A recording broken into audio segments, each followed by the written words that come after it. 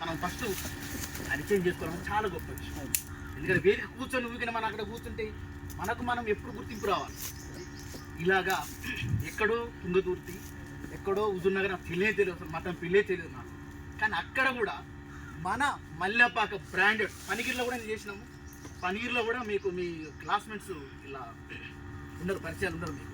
అక్కడ కూడా మల్లెపాకులకి ఇంత ఇంత ఉందా అంటే అది మాకు వారసత్వం, మా నాన్నల కాంతి ఉందిరా బాబు, మేము కాదు, మా తాతల కాంతి ఉంది మల్లెపాకులు అంటే మేము కాదురా బాబు అని చెప్పేసి అక్కడ కూడా నేను చెప్పడం జరిగింది. ఓకే, టైం కూడా చాలా అవుతుంది. సాంగ్తో పెద్ద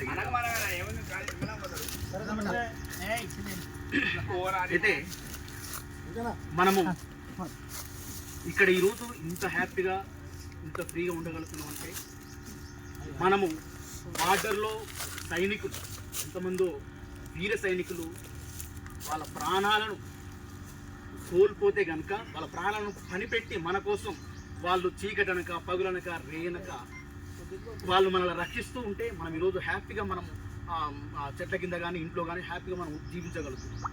కానీ అదే ఒక జై జవాన్ జై కిసాన్ అన్నాం మనం. మరి అదే ఒక జై జవాన్ కనుక చనిపోతే మనం ఒక్కరమన్నా కనీసం సెల్యూట్ అంటే మనం ఎవరు కూడా చేయట్లేదు.